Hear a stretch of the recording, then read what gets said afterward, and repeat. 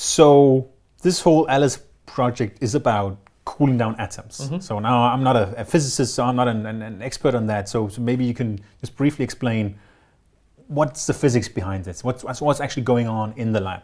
Temperature is directly related to some velocity. So if you imagine the air as a gas here in the room, it's quite warm and it's these air molecules bouncing around. They are really fast, and that's what makes things warm, basically. That what we can relate to temperature. And so if we cool down atoms, it basically means they get slower and slower and slower until they eventually stand still. So it will also become easier to control then if they're very cold? They are much more easy to control. We can pick up single atoms, can move them around to a different place. We can build structures with these atoms if we want. And another advantage of when we cool down atoms, there's also some quantum mechanical feature with it.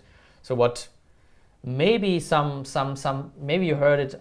There's something called Heisenberg's uncertainty relation, which means basically easily saying you can't tell of an object. You can't tell at the same time the exact position or the exact velocity, either or. Yeah.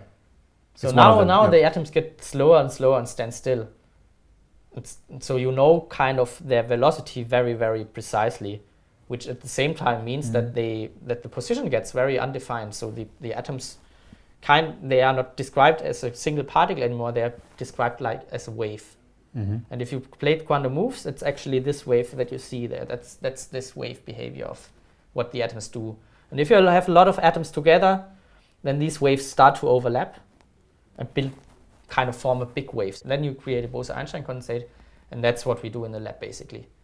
And that then forms as a tool for our further quantum simulation, because then we can really build super clean structures with these atoms, super clean artificial crystals, for instance. And they are super clean because everything is cold and everything is as it's supposed to be. If you have a real crystal in nature that has always some defects or whatever, we can build super clean crystals, super clean systems. And that is very important if you want to understand these systems on a microscopic level. So how do you then do that? How do you create this Bose-Einstein condensate? Basically, multiple steps involved, and we all for in the Alice challenge we only picked the last step to cool the atoms down finally to the very cold temperatures, and that's happening basically in kind of we have the atoms trapped in a magnetic field and in a combination of magnetic fields and laser beams, and you can imagine it more or less like in a cup. So the atoms are in a magnetic cup. And then we have to transfer this magnetic cup into a cup made of laser beams, where then the atoms are also held. So I have to transfer these atoms from one cup to the other, from magnetic field cup to a laser cup, so to say. And then I have to deform this cup in the right way that always the hottest atoms can escape.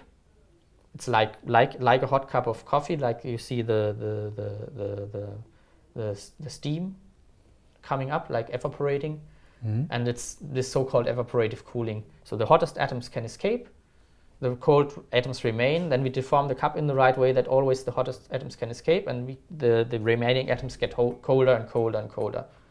And if you do that in the right way, you don't spill away so many atoms. So if you do it the wrong way, then a lot of atoms get lost and you just end up with no atoms or very few cold atoms. But if you do it in the right way, then you get very efficient in this cooling process and you can get a lot of atoms, like a lot of cold atoms.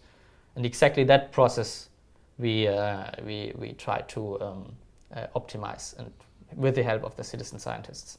Yeah, so the citizen scientists are really manipulating the magnetic cup and the laser cup you just mentioned. So the people had these three curves in the Alice challenge interface, which represent the magnetic field and the two laser beams, or the intensity of the two laser beams. So they could deform this cup as they wanted. They could make it from a magnetic cup to a laser cup and vice versa, and play around and investigate all these different possibilities.